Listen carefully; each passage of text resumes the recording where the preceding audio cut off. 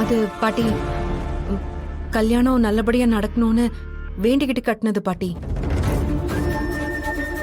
யாரும் அதை பார்க்க கூடாதுன்னு பூசாரியே சொன்னாரு. கல்யாணம் முடிஞ்சதுமே கழட்டிடலாம். ஐயோ, தியா பாப்பா சொன்னது கேட்டதுக்கு அப்புறம் ஒரு நிமிஷம் எனக்கு பக்குன்னு ஆயிடுச்சு.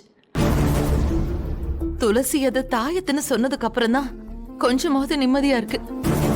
ஆமா ஆமா, இந்த காலத்துல எதை நம்ப முடியுது?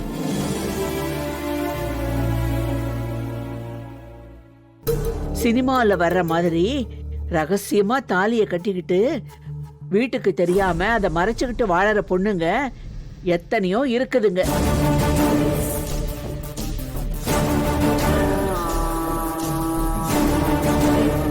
ஆனா நம்ம துளசி சொக்க தங்கம், அந்த மாதிரி எல்லாம் இருக்க மாட்டா.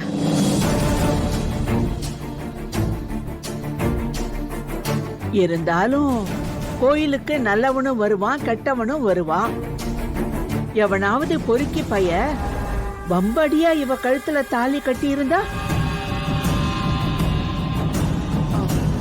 அதனாலதான் துளசி பயந்துட்டோம். ஐயோ அத்தை, என்ன பேசுறீங்க நீங்க? அப்படியெல்லாம் எதுவும் நடக்காது அத்தை. துளசி, நீ போய் கை கால் எல்லாம் கழுவிட்டு வா, சாப்பிடு. இல்லம்மா, எனக்கு பசிக்கல. ஏன், என்னாச்சு? எனக்கு வேணாம். தியா தியா, வா உள்ள போலாம், வா. காபி? இல்ல இல்ல வேண்டாம், வா.